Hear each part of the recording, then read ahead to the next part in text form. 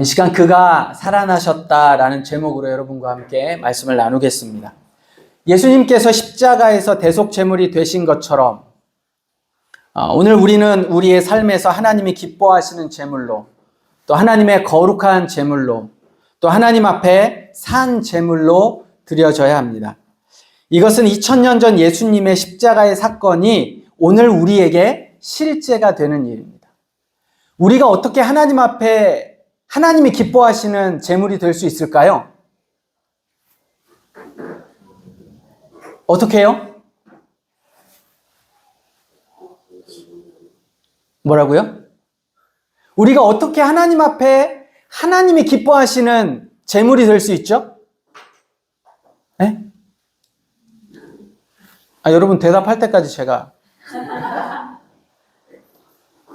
자, 우리가 어떻게 하나님이 기뻐하시는 제물이 될 수 있어요? 존재만으로, 그렇죠. 내가 무언가 하나님이 기뻐하실 만한 것을 해서가 아니라 내가 존재하는, 그냥 내 모습, 내가 있는 그대로 하나님이 나를 어떻게 하신다고요? 기뻐하신다고요. 그죠? 두 번째, 우리가 하나님 앞에 어떻게 거룩한 제물이 될 수 있죠? 네? 그렇죠. 내가 거룩할 만한 무언가를 하나님 앞에 드려서가 아니라 하나님이 나를 사용하시면, 하나님이 나를 부르시면 그 부르시는 그것으로 내가 거룩하게 되어진다는 사실을 여러분 기억하셔야 돼요. 내가 어떻게 산 제물로 하나님 앞에 드릴 수 있을까요? 네? 7자. 뭡니까? 7자. 따라하겠습니다. 있는 모습 그대로. 우리가 하나님 앞에 산 제물이 드려질 수 있는 건 뭐라고요? 있는 모습 그대로. 2000년 전에 예수님의 십자가를 통해 예수님이 제물이 되어 주셨듯 우리가 오늘 제물이 되어 드리기 위해 그냥 존재만으로도 하나님의 부르심과 하나님이 사용하심에 감사하여 그냥 있는 모습 그대로 하나님 앞에 예배하는 우리가 되기를 소망합니다. 이와 마찬가지로 부활 사건도 우리 안에 어떤 관념 속에 있는 사건이 아니라 오늘 우리 삶에서 실제가 되어야 해요. 그러기 위해선 부활이 무엇인지, 그리고 부활의 역사성이 오늘 우리에게 어떻게 적용되는지, 그리고 그 부활은 오늘 2000년이 지난 나에게 어떤 의미가 있고 우리는 우리의 삶에서 어떻게 적용해야 하는지에 대해서 이번 주 그리고 다음 주 2주간 같이 생각해 보려고 합니다. 자, 예수님의 부활은 무엇인가? 예수님의 부활하심으로 우리에게 말씀하고 싶었던 가장 중요한 한 가지는 따라하겠습니다. 예수님은 하나님이시다. 예수님은 하나님이시다. 예수님이 하나님이신 결정적인 증거 하나를 대라라고 하면 부활이에요. 여러분, 기독교에서 제일 중요한 건 예수님이거든요. 예수님. 자, 여러분 누구를 믿으세요? 하나님, 예수님. 너무 서운하신 분이 성령님이에요. 꼭 하나님 아니면 예수님이 일 바야 먼저 나와. 그 다음에 꼭 그럼 성령님은요? 이러면 성령님은 이렇게 나온다고요. 여러분, 제가 몇 차례 얘기를 해도 약간 이 고정관념이 변화되기가 쉽지 않은 것 같아요. 자, 우리는 누구를 믿어요? 그죠? 다시. 우리는 누굴 믿습니까? 우리의 믿음의 대상은 누구예요? 삼위일체 하나님이에요. 성부, 성자, 성령 하나님, 삼위일체 하나님이 우리의 믿음의 대상이라고요. 자, 그러면 예수님, 인간으로 오신 이 예수님은 누구예요? 인간으로 오신 예수님이 누구냐고요? 이게 하나님이에요. 그래서 부활 사건은 그 예수가 하나님이시다.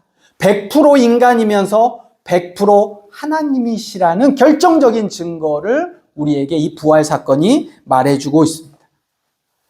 여러분, 예수님께서 특별히 성경의 주인공이심을 아시죠? 성경은 예수님에 대한 책이고 예수님에 대한 이야기예요. 특별히 마가는 예수님께서 자신이 죽고 3일 만에 다시 살아나셨을 것을 3번이나 예고하셨어요. 우리가 같이 한번 찾아볼 텐데요. 마가복음 8장 31절입니다. 아마 여러분 성경에 밑줄이 그어져 있을 거예요. 마가복음 8장 31절 같이 한번 읽겠습니다.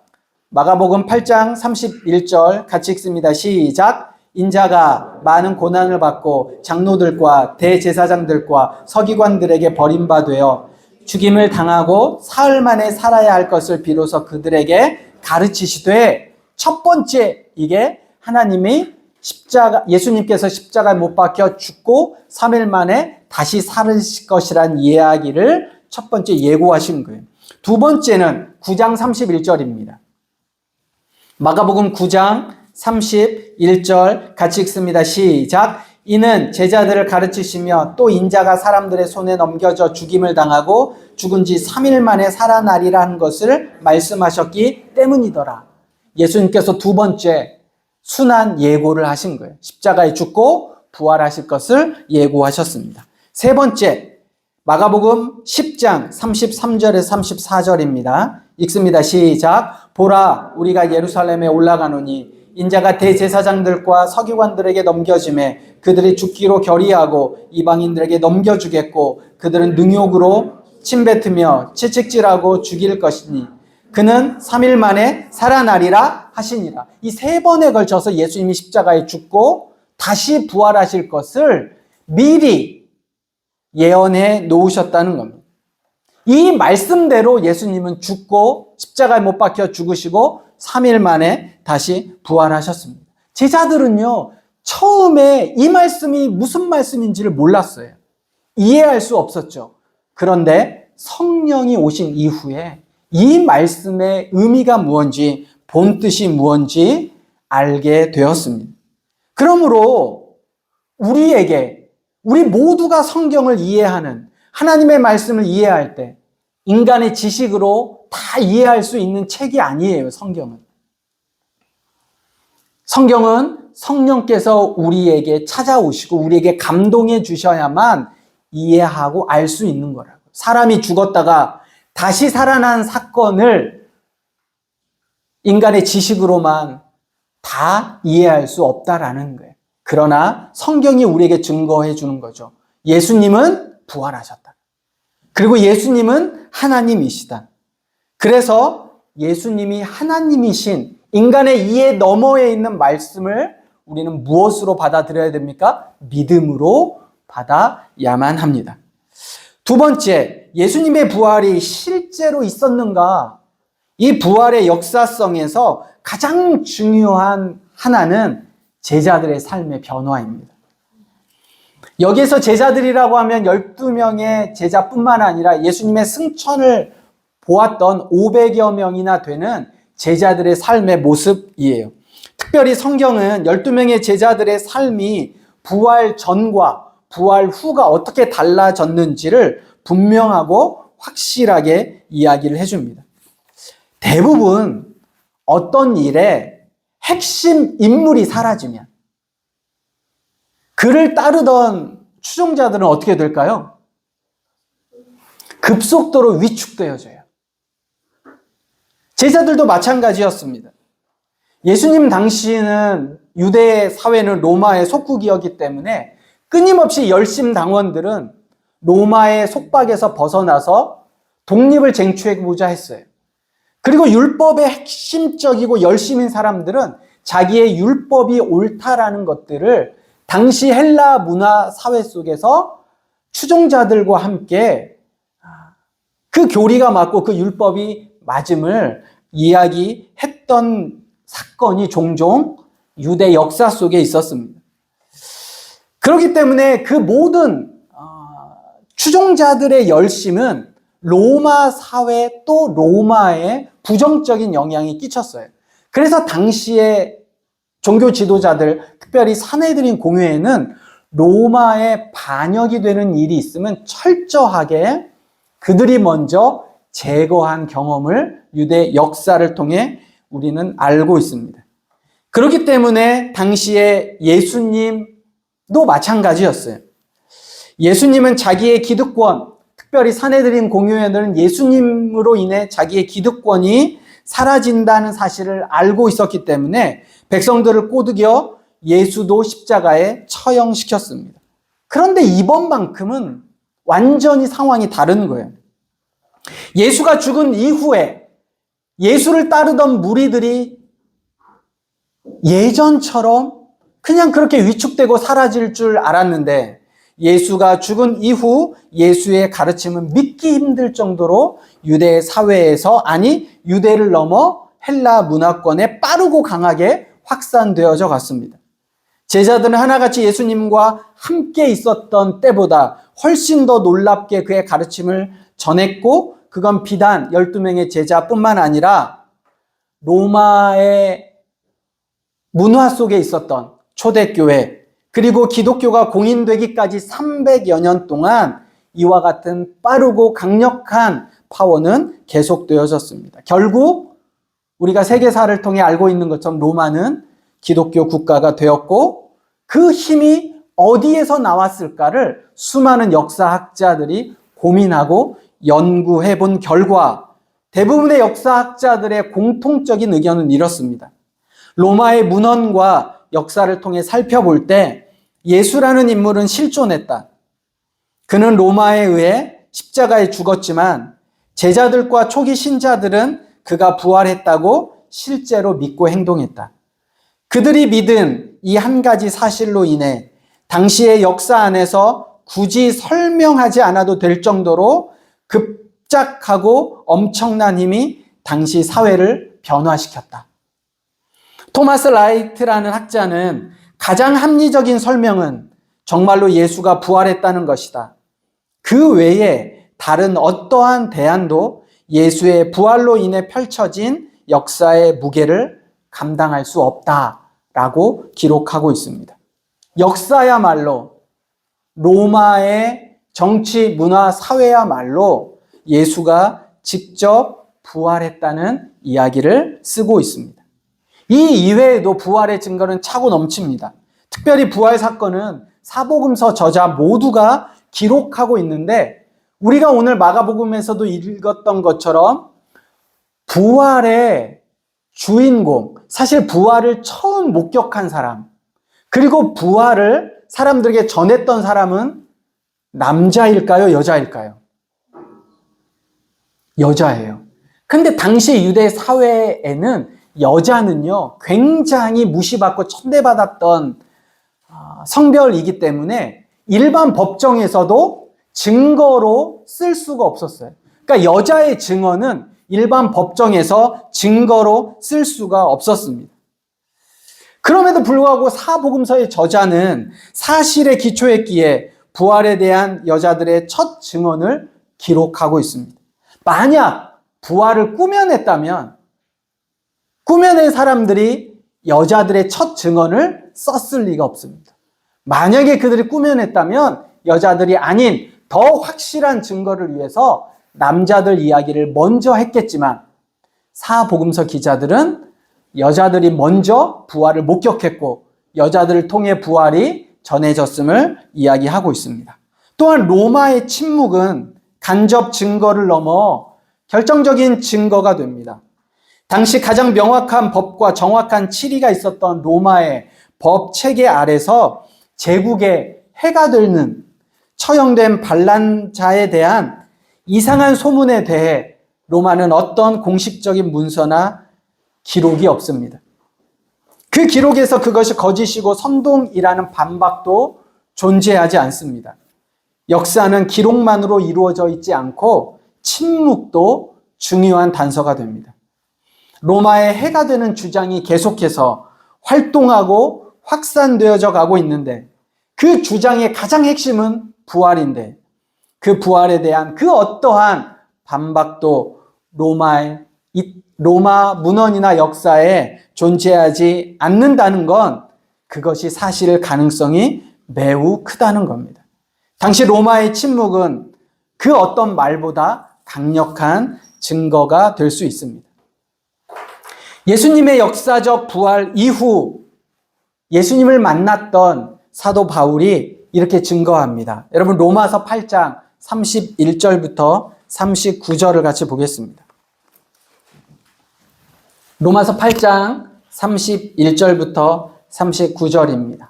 제가 읽겠습니다. 그런즉 이 일에 대하여 우리가 무슨 말하리요? 만일 하나님이 우리를 위하시면 누가 우리를 대적하리요? 자기 아들을 아끼지 아니하시고 우리 모든 사람을 위하여 내주신 이가 어찌 그 아들과 함께 모든 것을 우리에게 주시지 아니하겠느냐? 누가 등이 하나님께서 택하신 자들을 고발하리요? 의롭다 하신 이는 하나님이시니 누가 정죄하리요? 거기에 밑줄을 딱 그어 놓으세요. 죽으실 뿐 아니라 다시 살아나신 이는 그리스도 예수시니 그는 하나님 우편에 계신 자요 우리를 위하여 간구하시는 자신이라. 누가 우리를 그리스도의 사랑에서 끊으리요? 환난이나 공고나 박해나 기근이나 적신이나 위험이나 칼이랴. 기록된 바 우리가 종일 주를 위하여 죽임을 당하게 되며 도살 당할 양같이 여김을 받았나이다 함과 같으니라.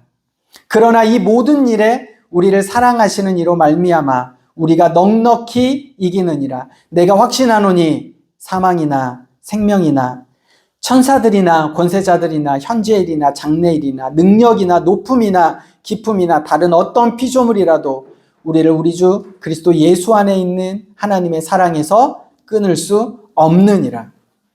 여러분 부활이 오늘 우리에게 어떤 의미이고 어떻게 내 삶 속에 적용되어질까? 예수 그리스도께서 다시 살아나신 이 사건을 통해 우리는 하나님이 우리를 얼마나 사랑하시는지를 알 수 있습니다. 그래서 그 어떤 것도 그 하나님의 사랑에서 여러분 답해보세요. 끊을 수 있다 없다? 다시요. 그 어떠한 일, 오히려 그것이 환난이나 근고나 박해나 기근이나 적신이나 위험이나 칼이나 또는 사망이나 생명이나 천사자들이나 권세자들이나 현재일이나 장래일이나 능력이나 높음이나 기품이나 다른 어떠한 피조물이라도 우리를 우리 주 그리스도 예수 안에 있는 하나님의 사랑에서 끊을 수 있다 없다? 끊을 수 없다라는 거예요. 이것이 오늘 우리에게 주신 하나님의 부활의 소망입니다. 우리는 예수 그리스도의 부활을 통해 삼위일체 하나님께서 내 안에 계시고 우리를 위해 지금도 간구하시고 그리고 그 어떤 것에게서도 끊어질 수 없는 그 하나님의 능력, 그 하나님의 부활, 그것을 우리가 우리 마음 가운데 소유하고 있다는 사실을 여러분 아셔야 합니다. 우리는 죽은 신이 아니라 사람이 돌이나 나무를 깎고 부어 만든 신, 스스로 아무것도 할 수 없는 능력 없는 신을 믿고 있는 게 아닙니다. 우리는 죽음과 사망을 이기시고 부활하신, 그래서 오늘 우리를 위해 간구하신, 우리를 눈동자와 같이 지켜보시고 우리를 그 어떤 존재와도 바꿀 수 없는 그 하나님을 믿고 있습니다. 여러분 이스라엘이라는 뜻이 뭔지 아세요? 이스라엘. 하나님이 택하신 민족이 누굴까요? 이스라엘이에요. 하나님이 자신의 백성 삼아주신 민족이 이스라엘이라고요. 그러면 우리는 하나님이 영적으로 불러주신 영적인 이스라엘입니다. 여러분 우리의 조국은 대한민국이에요. 우리는 대한민국이에요. 근데 우리가 영적으로는 어떤 족속이에요? 이스라엘이에요. 근데 그 이스라엘의 뜻이 하나님과 겨루어 이겼다라는 뜻이에요. 그런데 성경 전체에서 이런 문자적인 뜻 아니라 하나님이 본래적으로 우리에게 말씀하셨을 때 이스라엘의 뜻은 하나님이 지키시고 보호하신다라는 거예요.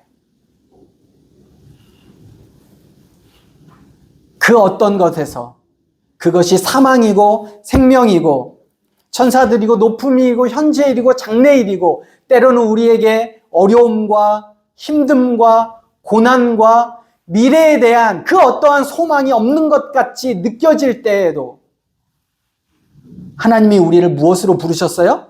이스라엘로 부르셨어요. 그 뜻은 뭐예요? 지키신다는 거예요. 보호하신다는 거예요. 그 어느 것에서도 하나님의 사랑은 끊어질 수 있다 없다? 끊어질 수 없다라는 거예요. 누구도 어느 누구도 그리스도 예수 안에 있는 하나님의 사랑에서 우리를 끊을 수 없다라고 이야기를 합니다. 여러분, 이 믿음이 여러분에게 있기를 소망합니다.